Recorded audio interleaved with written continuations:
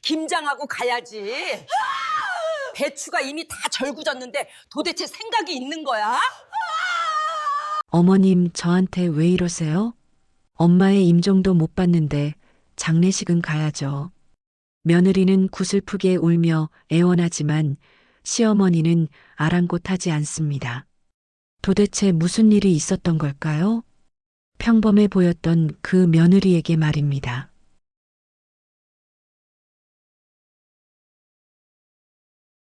이게 대체 무슨 소리입니까? 세무조사관 앞에 앉은 60대 여성의 목소리가 떨렸습니다. 책상 위에는 수년간의 회사 장부와 탈세 증거 자료들이 쌓여 있었습니다. 박순자 씨, 이 거래 내역들 설명해 주시죠. 여성의 얼굴이 새하얗게 질렸습니다. 평생 권력을 휘두르던 그녀가 이렇게 무너질 줄은 아무도 몰랐습니다. 그런데 더 충격적인 건 이 모든 증거를 제보한 사람이 바로 그녀가 하인처럼 부려먹던 며느리였다는 사실입니다. 당신 때문에 우리 집안이. 여성이 떨리는 목소리로 중얼거렸지만 이미 때는 늦었습니다. 대체 평범해 보였던 며느리에게 무슨 일이 있었던 걸까요? 이 놀라운 반전의 전체 이야기가 궁금하시다면 잠시만 구독 버튼을 눌러주세요. 평범해 보이는 사람들의 숨겨진 이야기를 매일 전해드립니다. 이 이야기는 몇 년 전으로 거슬러 올라갑니다. 서연아는 평범한 30대 초반의 주부였습니다. 결혼한 지 5년 시댁에서의 생활은 늘 똑같은 패턴이었습니다. 연아야, 국 좀 더 끓여놔. 큰아버님 가족들 오신다. 시어머니 박순자의 목소리가 거실에서 들려왔습니다. 연아는 묵묵히 고개를 끄덕이고 부엌으로 향했습니다. 이미 아침 일찍부터 준비한 음식들이 가득했지만 시어머니의 주문은 끝이 없었습니다. 명절 음식은 며느리가 다 해야 맛이 나는 법이야. 시어머니는 소파에 앉아 텔레비전을 보며 말했습니다. 연아의 손은 이미 설거지와 요리로 거칠어질 대로 거칠어진 상태였습니다. 시댁 식구들이 모이는 날이면 연아는 새벽부터 저녁까지 부엌을 지켰습니다. 10명이 넘는 어른들의 식사를 혼자 준비하고 설거지하고 다시 간식을 준비했습니다. 누구 하나 도와주는 사람은 없었습니다. 에휴, 며느리 하나 쓸모는 있네. 시어머니의 친구들이 놀러 왔을 때 연아가 차를 내오자 시어머니가 했던 말이었습니다. 연아는 아무 말 없이 미소만 지었습니다. 익숙한 일이었습니다. 남편 민수는 회사 일로 바빴습니다. 주말에도 집에 있는 시간보다 골프장에 있는 시간이 더 많았습니다. 시어머니와 연아 사이의 일에는 거의 관심이 없었습니다. 엄마 말씀 잘 들어. 우리 엄마 까다로우신 거 알잖아. 그게 남편이 연아에게 해주는 전부였습니다. 어느 날 저녁 연아는 설거지를 하다가 문득 창밖을 바라봤습니다.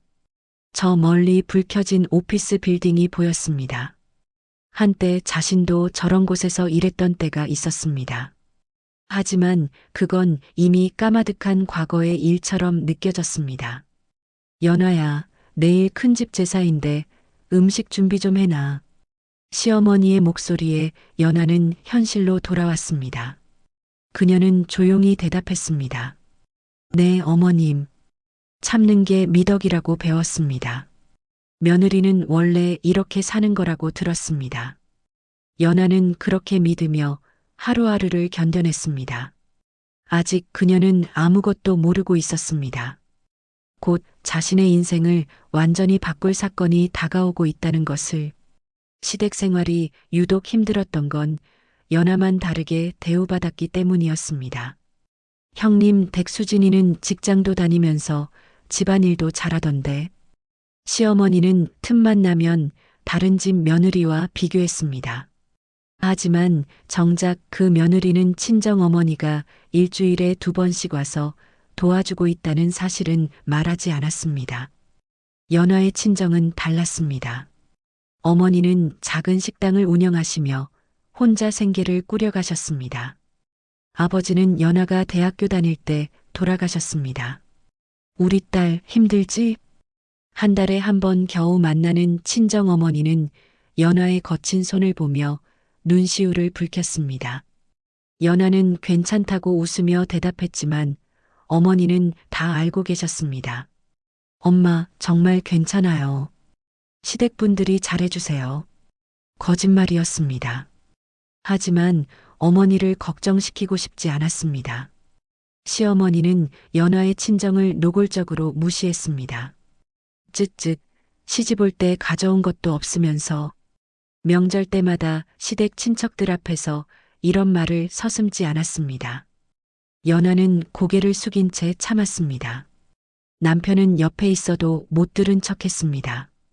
어느 가을날 시댁에서 큰 잔치가 있었습니다. 시어머니의 칠순 잔치였습니다. 연아는 일주일 내내 준비에 매달렸습니다. 손님 맞이, 음식 준비, 청소까지 모든 것이 연아의 몫이었습니다.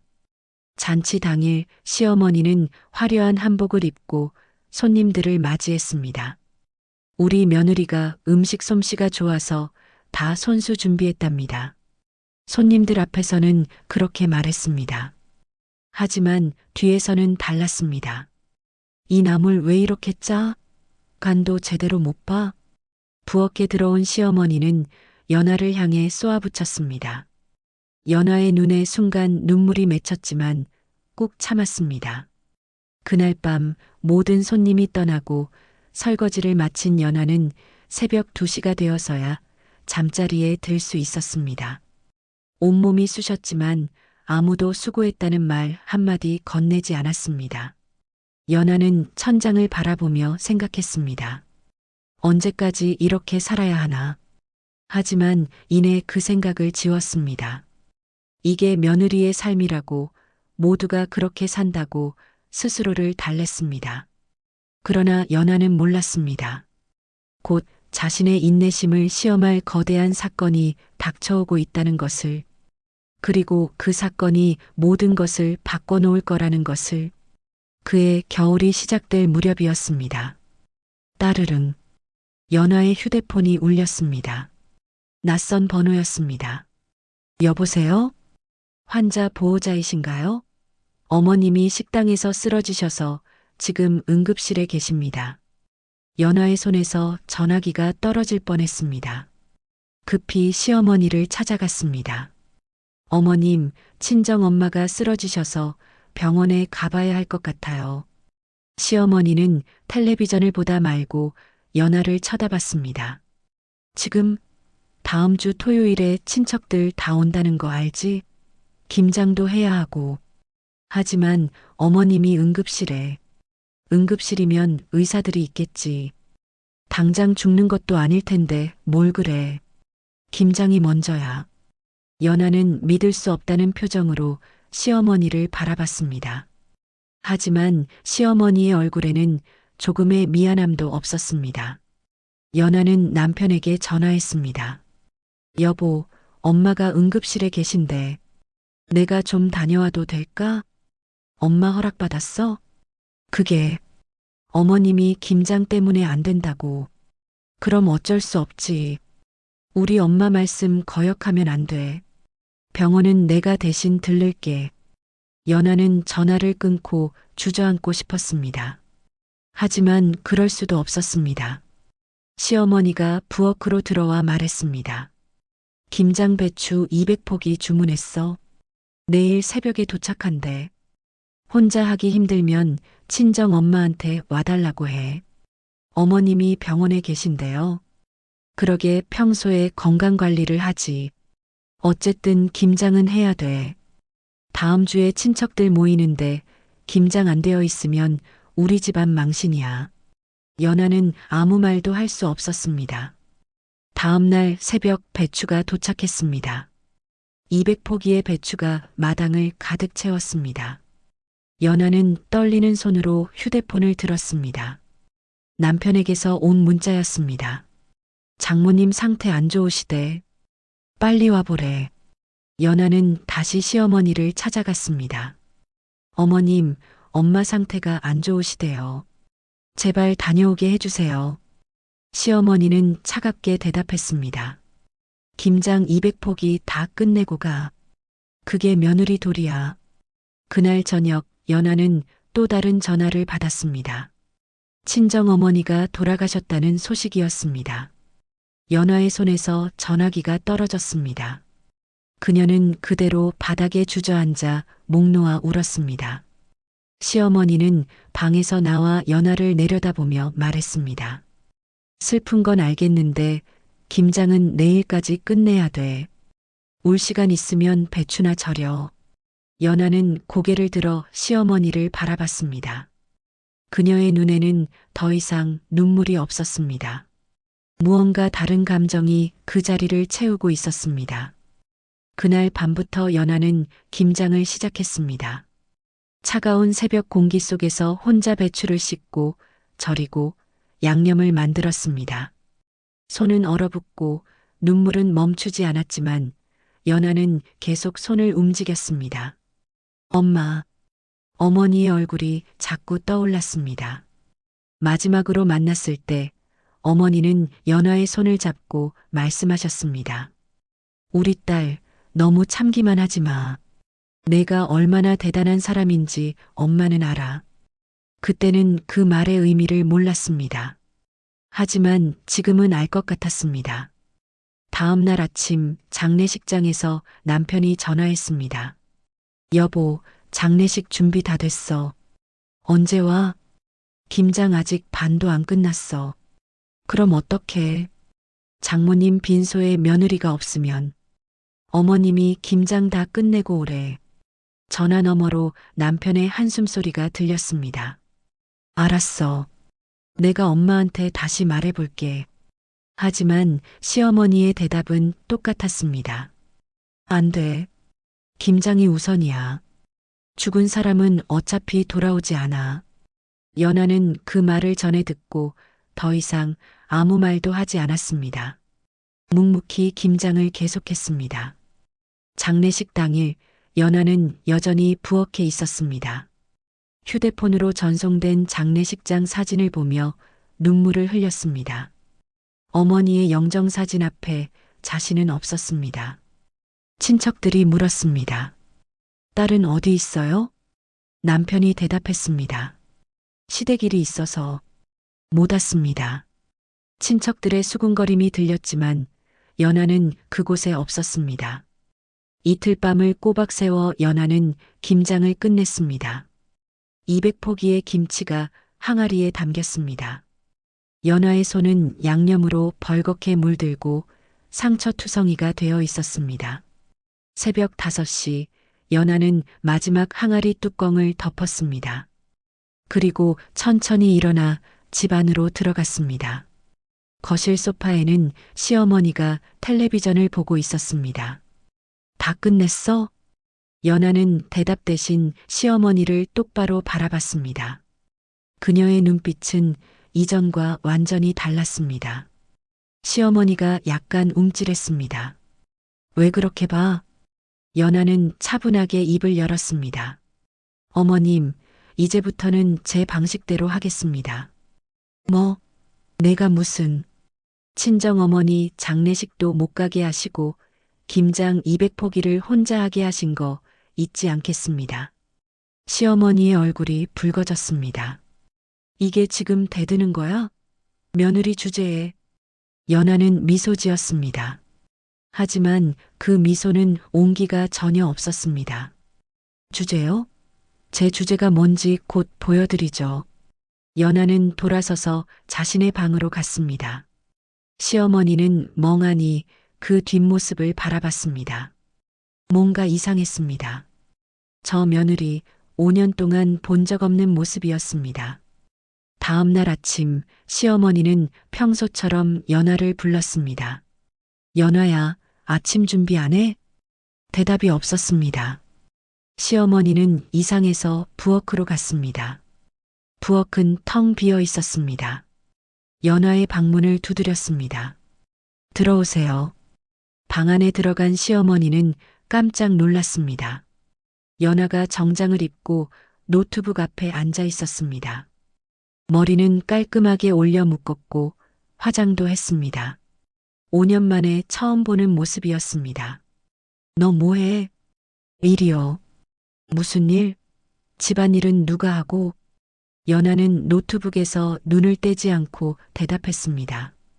오늘부터는 제가 하고 싶은 일 하면서 살겠습니다. 집안일은 어머님이 하시든지 가사 도우미를 쓰시든지 하세요. 시어머니의 얼굴이 불그락푸르락 변했습니다. 이게 무슨 소리야? 며느리가 집안일 안 하면 누가 해? 연아는 처음으로 시어머니를 똑바로 쳐다봤습니다. 어머님, 저도 사람입니다. 친정어머니 장례식도 못 가게 하시면서 김장이나 하라는 게 사람이 할 짓입니까? 그건 집안 체면이 있어서. 체면이요? 연아가 냉소를 지었습니다. 그 체면이라는 게 사람 목숨보다 중요합니까? 시어머니는 말문이 막혔습니다. 5년 동안 순종적이기만 하던 며느리가 이렇게 나올 줄은 몰랐습니다. 당장 내 남편한테 전화해서 내가 얼마나 버릇없는지 일러 바칠 거야. 연아는 담담하게 대답했습니다. 그러세요. 저는 이제 아무것도 두렵지 않습니다. 시어머니는 황급히 방을 나가 아들에게 전화했습니다. 하지만 남편 민수의 반응은 예상 밖이었습니다. 엄마, 이번엔 엄마가 너무하신 것 같아요. 장모님 장례식인데 내가 지금 누구 편이야? 편이 아니라 상식적으로 생각해 보세요. 연아 마음이 얼마나 아플까요?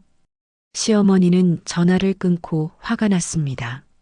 하지만 더 화가 난 건 며느리가 전혀 기죽지 않는다는 것이었습니다. 며칠 후 연아는 시어머니를 거실로 불렀습니다. 어머님, 할 말씀이 있습니다. 뭔데? 시댁회사 장부 좀 보여주세요. 시어머니의 표정이 굳었습니다. 장부? 그건 왜? 궁금해서요. 제가 좀 살펴보고 싶습니다. 며느리가 무슨 회사 장부를 봐. 그건 우리 가문이. 연아가 차분하게 말을 끊었습니다. 어머님, 저 사실 변호사입니다. 순간 시간이 멈춘 것 같았습니다. 시어머니는 눈이 휘둥그레졌습니다. 뭐라고? 결혼 전에 대형 로펌에서 일했어요. 상속과 세무 전문이었죠. 결혼하면서 그만뒀지만 제 변호사 자격은 여전히 유효합니다. 연아는 가방에서 명함을 꺼내 테이블 위에 놓았습니다. 법무법인 정음 변호사 서연아라고 적혀 있었습니다. 시어머니는 입을 다물지 못했습니다. 5년 동안 하인처럼 부려먹던 며느리가 변호사였다니. 그래서 장부 보여주시겠습니까? 아니면 제가 다른 방법으로 알아볼까요? 시어머니는 며칠 동안 연아를 피했습니다. 하지만 연아는 집요했습니다. 어머님, 장부는요? 결국 시어머니는 마지못해 회사 장부를 내줬습니다. 연아는 그것을 받아들고 자신의 방으로 들어갔습니다. 이틀 동안 연아는 방에서 나오지 않았습니다. 노트북 앞에서 장부를 샅샅이 분석했습니다. 그리고 발견했습니다. 수십 건의 이상한 거래 내역들을.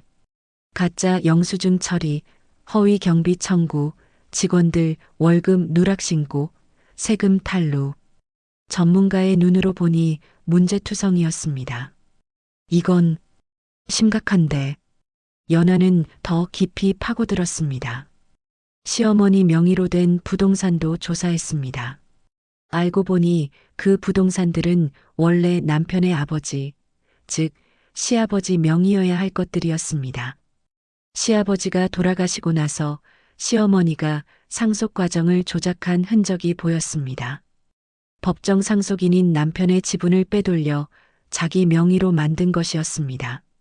이건 횡령이야. 연아는 모든 증거를 정리했습니다. 그리고 거실로 나가 시어머니를 마주했습니다. 어머님, 이야기 좀 하시죠. 시어머니는 불안한 표정으로 물었습니다. 뭔데? 연아는 서류를 테이블 위에 펼쳤습니다. 이 거래 내역들 설명 좀 해주시겠어요? 이 영수증은 명백한 위조고요. 이 경비 처리는 국세청에 신고된 내역과 다릅니다. 시어머니의 얼굴이 하얗게 질렸습니다. 그건 회사 운영하다 보면, 다 보면 뭐요? 탈세하고 횡령해도 된다는 말씀이세요? 연하의 목소리는 차가웠습니다. 그리고 이 부동산들, 원래 남편 몫이 절반은 되어야 하는데 어머님 명의로만 되어 있네요. 이것도 설명해 주시죠. 시어머니는 말을 더듬었습니다. 그건 네 남편이 동의했어. 동의서 있습니까? 법적으로 유효한 서류 말이에요. 침묵이 흘렀습니다. 시어머니는 아무 말도 할 수 없었습니다. 연하는 천천히 서류를 정리하며 말했습니다. 어머님 선택하세요. 조용히 이 문제들을 바로잡으실 건지 아니면 제가 공식적으로 문제 삼을 건지. 너 지금 나를 협박하는 거야? 협박이 아닙니다. 법적 조치를 취하겠다는 통보예요. 시어머니는 벌떡 일어났습니다. 내가 감히 이 집안의 며느리 주제에. 연하도 일어났습니다. 그녀는 시어머니보다 더 당당했습니다. 며느리 주제요?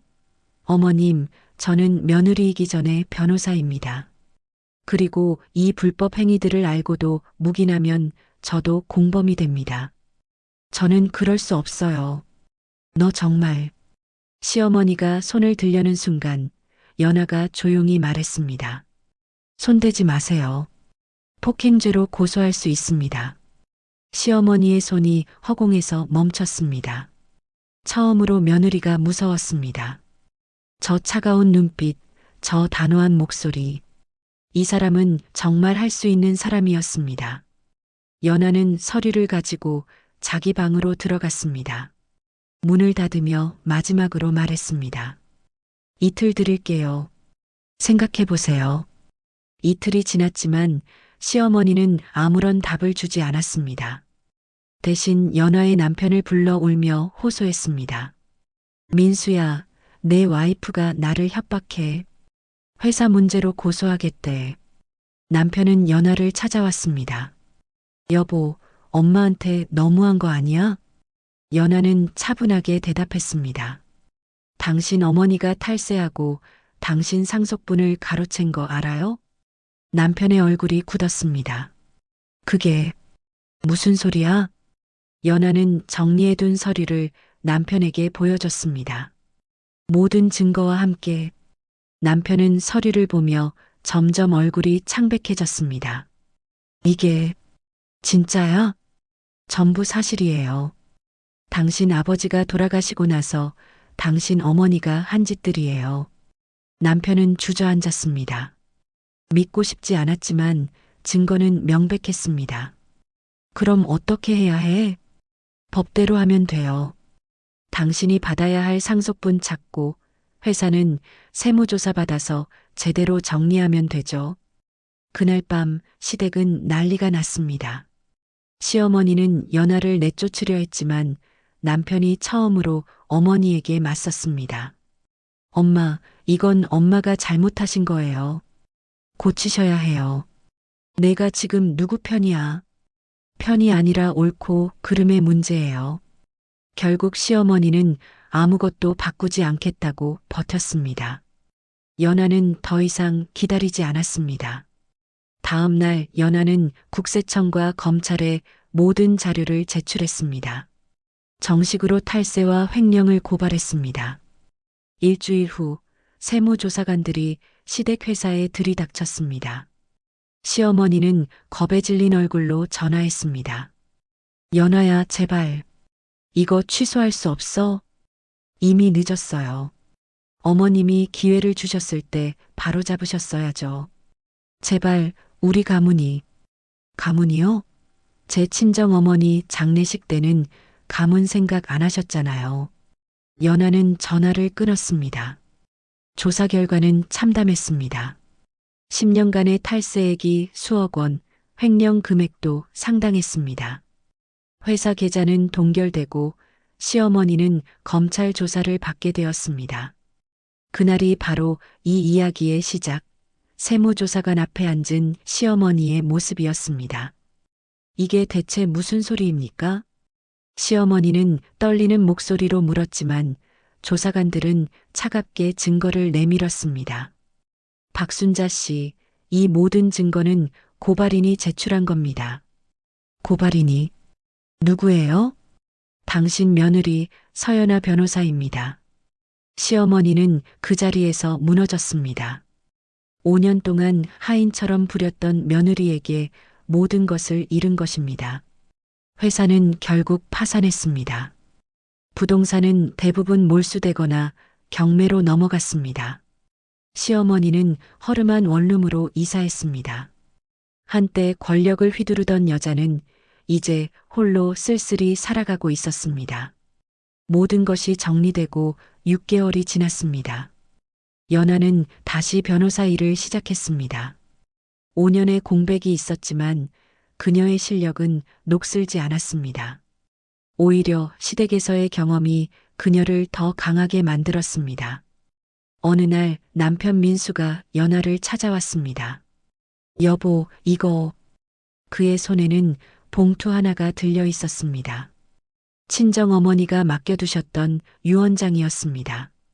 연하는 떨리는 손으로 봉투를 열었습니다. 어머니의 손글씨가 보였습니다. 사랑하는 내 딸 연하에게. 이 편지를 읽을 때쯤이면 엄마는 이미 떠났겠구나. 미안하다, 연하야. 엄마가 아파서 너에게 짐이 될까봐 말 못했어. 너를 보면서 늘 가슴이 아팠단다. 너는 그렇게 똑똑하고 능력 있는 사람인데 시댁에서 힘들게 사는 걸 보면서도 엄마는 아무것도 해줄 수 없었어. 하지만 엄마는 알아. 너는 강한 아이라는 걸. 언젠가는 다시 날개를 펼칠 거라는 걸. 연하야, 참는 것만이 미덕은 아니란다. 때로는 맞서 싸워야 할 때도 있어. 내가 행복하길 바라. 내가 다시 웃으며 살아가길 바라. 엄마는 항상 너를 응원한단다. 연하의 눈에서 눈물이 흘러내렸습니다. 어머니는 다 알고 계셨던 것입니다. 그리고 기다리셨던 것입니다. 딸이 다시 일어서기를. 남편이 조용히 말했습니다. 미안해, 여보. 내가 엄마 편만 들었어. 내 고통을 몰라줬어. 이제 알았으면 됐어요. 연하는 눈물을 닦았습니다. 그래도 고마워요. 마지막에는 제 편이 되어줘서. 두 사람은 새로운 집에서 새 출발을 했습니다. 연하는 자신의 이름으로 작은 법률사무소를 열었습니다. 주로 가정폭력과 부당한 대우를 받는 사람들을 도왔습니다. 제가 겪어봐서 압니다. 참는 게 답이 아니라는 걸. 연하는 의뢰인들에게 말했습니다. 때로는 싸워야 합니다. 당신의 존엄을 지키기 위해서. 시어머니는 가끔 멀리서 연하를 봤습니다. 법원 복도에서, 거리에서 당당하게 걸어가는 며느리의 모습을. 한 번은 우연히 마주쳤습니다. 연하야. 시어머니의 목소리는 쉬어 있었습니다. 네. 연하는 차갑지도 따뜻하지도 않은 목소리로 대답했습니다. 미안하다. 정말 미안해.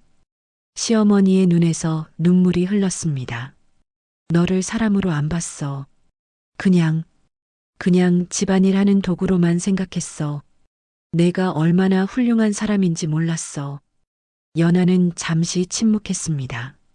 그리고 조용히 말했습니다. 어머님도 이제 아시잖아요. 사람을 함부로 대하면 안 된다는 거. 늦었지만 그래도 깨달으셨으니 다행이네요. 연하는 고개를 숙이고 지나갔습니다. 용서는 아니었습니다. 하지만 더 이상 미움도 아니었습니다. 그저 각자의 길을 가는 것이었습니다. 그날 저녁 연하는 어머니 사진 앞에 앉았습니다. 엄마, 저 이제 괜찮아요. 다시 날개를 폈어요. 엄마가 바라셨던 대로. 사진 속 어머니는 따뜻하게 미소 짓고 있었습니다.